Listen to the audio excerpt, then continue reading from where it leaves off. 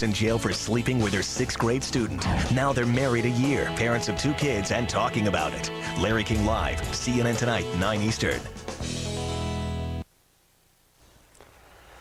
Senator John McCain, a strong supporter, of course, of amnesty for illegal aliens. After all, it is the McCain-Kennedy bill. Well, he's urging Hispanic officials to show support for that amnesty legislation that passed the Senate 2 weeks ago. McCain spoke last week to a group of Hispanic and civic leaders in Orange County, California, where the senator said, quote, "This is a call to arms for you to rise up and speak for people who cannot speak up very well for themselves." Senator McCain, by the way, thought it more important to speak to that group of Hispanic activist leaders than he did to show his support for fellow Republican Brian Bilbray, who is running in tomorrow's special election in California's 50th congressional district. He says there should be no amnesty for illegal aliens. Senator McCain cancels an appearance with Brian Bilbray, although he does support his candidacy. Well, on Capitol Hill tonight, the House and the Senate remain on a collision course over immigration reform. Congressman James Sensenbrenner, the powerful chairman of the House Judiciary Committee, is the author of the tough border security bill that passed the House last year, and he will likely be the lead House negotiator should that legislation move to conference. I asked him earlier whether an immigration deal can come out of the conference. I'm going to do my best to make sure that there is legislation this year, but it's got to be done right. That's secure the border first, enforce the employer sanctions so as to cut off the magnet of more jobs for more illegal immigrants, and then figure out what to do with the 11 to 12 million illegal immigrants that are already here. As you well know, Mr. Chairman, what you have just said is absolutely inverse to just about everything the Senate has done. Under those circumstances, is it really possible to come up with an intelligent piece of legislation out of conference? Well, I hope there is. I agree with you, Lou, that the Senate didn't get it. You know, it's amnesty first, millions of additional visas, and reducing the border security and employer sanctions that's contained in the House bill. I think that we can get a good conference if the American people tell their senators that the time has come to wake up and not repeat the mistake that Congress did 20 years ago when it passed the Simpson-Mazzoli bill that failed so miserably that we got the problem as bad as we've got it now. Is the Speaker of the House, in your discussions, is the Speaker of the House, the Majority Leader, are they aligned with you and willing to hold the line, if you will, in terms of putting border security first in any of this discussion?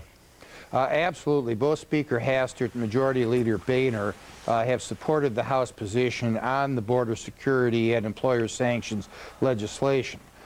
Furthermore, the Speaker has repeatedly announced, amidst a huge amount of criticism, I might add, that he will not bring a bill to the floor that's opposed by a majority of Republican congressmen.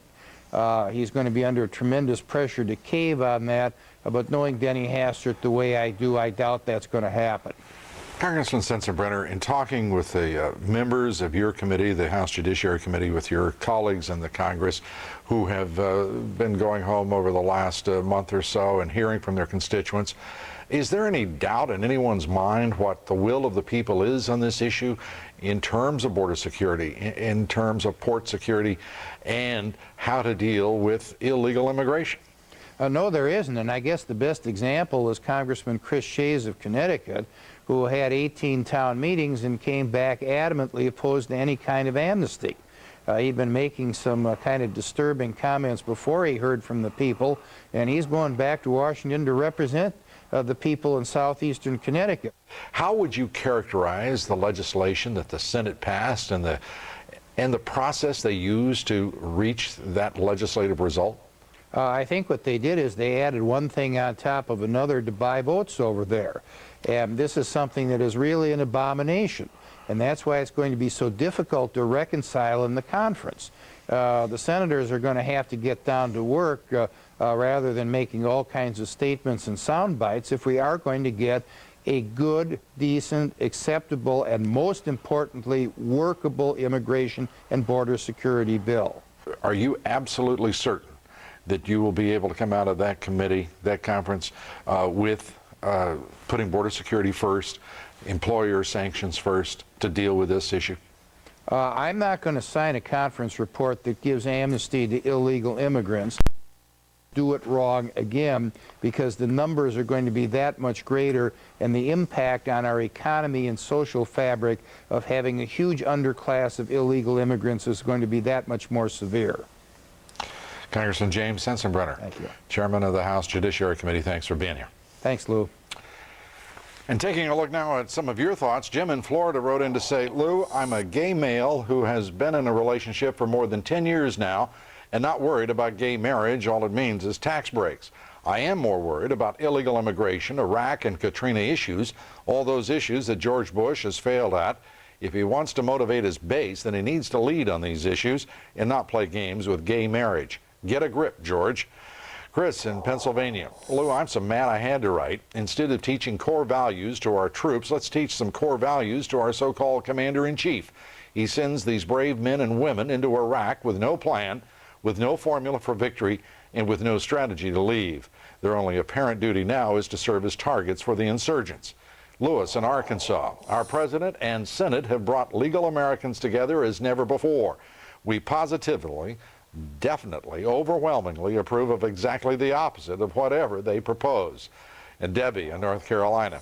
Lou, I guess the air is thin up on Capitol Hill. That affects thinking and reasoning, and our government isn't doing either.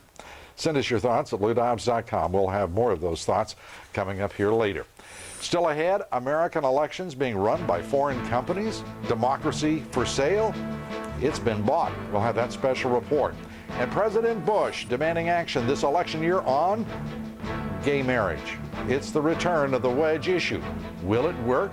I'll be joined by two top political strategists, Republican Ed Rollins, Democrat Joe Trippi, and the widening investigation into the Canadian terrorist suspects' possible links within the United States. That and more still ahead. Stay with us.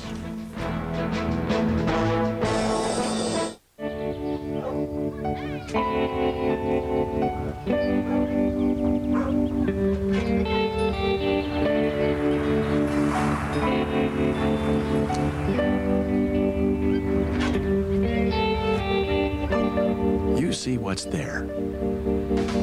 We see what's next. We all have a big picture. What's yours? Regions. That's the power of everyday confidence. Head On, apply directly to the forehead. Head On, apply directly to the forehead. Head On, apply directly to the forehead. Head On is available without a prescription at retailers nationwide. Imagine how much energy it takes to fuel an entire city of 1 million households, day and night, for 6 years. That's how much energy Kerr-McGee will recover from just one deep water field with just one production spar that produces offshore oil and gas where we couldn't before. Nobody delivers America's energy to Americans like the deep water explorers of Kerr-McGee. When you can trade at Fidelity for as low as $8, you might have money left over for other things. Like Rick Derringer. Yeah. For example. All right. Thanks. Bye.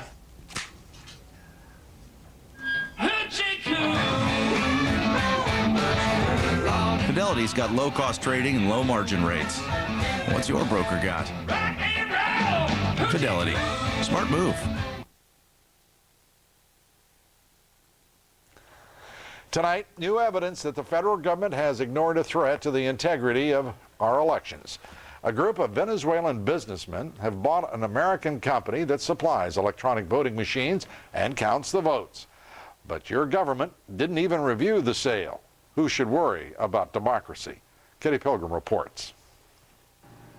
Smartmatic, based in Boca Raton, provides voting machines in local elections in the United States, like this election in Chicago in March. But Smartmatic has only 5 to 7 people working in Boca Raton, Florida. Smartmatic is a labyrinth of international holding companies owned by Venezuelan businessmen. Smartmatic Group NV of Curaçao, Netherlands, Antilles owns Smartmatic International BV of Amsterdam, Netherlands, owns Smartmatic Corporation of Florida, which bought Sequoia Voting Systems of California, USA in 2005. When Smartmatic bought the U.S. voting machine company Sequoia in 2005, the U.S. government did not review the sale. In discussions with this program today, Smartmatic lawyers admitted we were contacted by Treasury about a week. All DVDs you want, starting at only $9.99 a month and no late fees. Police in Canada believe 17 radical Islamist terrorist suspects arrested in Ontario could have links with some suspected terrorists in the United States.